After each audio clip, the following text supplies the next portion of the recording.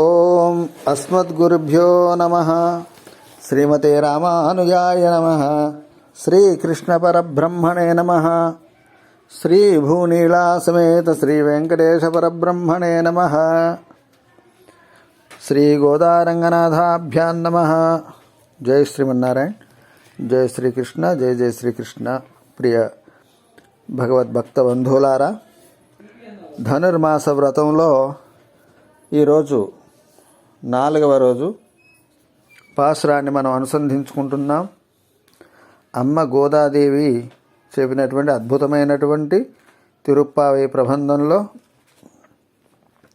4వ పాసురాన్ని, ఈ 4వ పాసురంలో అమ్మవారు ఆశిమనే కన్నా ఒండుని కైకరవేల్ అని స్వామిని ప్రార్థించేటువంటి అద్భుతమైనటువంటి పాసురం. ఒకసారి పాసురాన్ని చెప్పుకుందాం.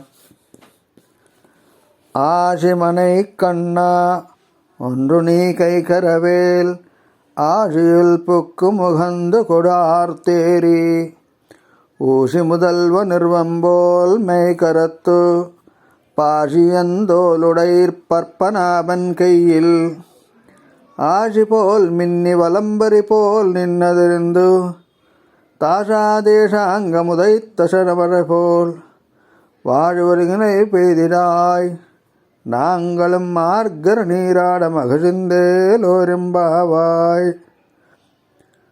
ஆசிமனை கண்ணா ஒன்று நீ கைகரவேல் ஆஜியில் புக்கு முகந்து கொடார் தேரி ஊசி முதல்வ நிர்வம்போல் மைகரத்து பாஜியந்தோருடை பற்பனாவன் கையில் ஆஜி போல் மின்னி வலம்புரி போர் நின்னதிருந்து தாஷா தேசாங்கமுதைத்த சரவர போர் வாஜுவனிகளை பெய்திடாய் நாங்களும் మార్గర నీరాడ మగిసిందేలోరెంబావాయ్ అని చెప్పి ఆశమనే కన్నా అని సంబోధిస్తూ స్వామిని మేఘములను వర్షించమని ప్రార్థిస్తున్నారు. మేము ఈ మార్గశిర స్నాన వ్రతం చేస్తున్నాము కాబట్టి మా కోసం వర్షించవయా అని మేఘుణ్ణి ప్రార్థిస్తూ ఏమంటున్నారు? ఎలా వర్షించాలి? స్వామి యొక్క ఆయుధమైనటువంటి శారంగం అనే ధనస్సు నుండి ఏ విధంగా వడివడిగా బాణాలు వెలువడతాయో అలాంటి వేగంతో వర్షం రావాలి. ఏదో చిన్న చిన్న చినుకులు పడితే చాలదు. మరి ఎలా ఉండాలట? అంతవడిగా వచ్చేటువంటి ఆ వర్షపు బిందువులు మమ్మల్ని తాకి బాధించకూడదు, మాకు ఆహ్లాదాన్ని ఆనందాన్ని కలిగించాలి. ఆ విధంగా వర్షించు స్వామి అని చెప్పి నాంగళ మార్గర నీరాడువాన్ అని మగిసిందేలోరెంబావాయ్. ఈ నెల అంతా కూడా ఈ మార్గశిర స్నాన వ్రతం మేము చేస్తున్నాము. మా వ్రత సమృద్ధి కోసం నువ్వు చక్కగా వర్షించు అని చెప్పి ప్రార్థించేటువంటి శ్లోకం.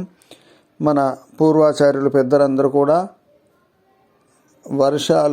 వర్షాభావంగా ఉన్నప్పుడు వర్షాలు కురవడానికి కూడా ఈ పాసురాన్ని అనుసంధానం చేసి చక్కటి వర్షాలను పొందినటువంటి అనుభవాలు ఉన్నవి.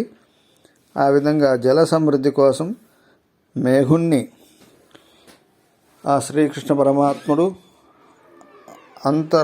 ఆత్మగా ఉన్నటువంటి ఆ స్వామిని ప్రార్థిస్తున్నారు. జై శ్రీమన్నారాయణ. జై జై శ్రీమన్నారాయణ.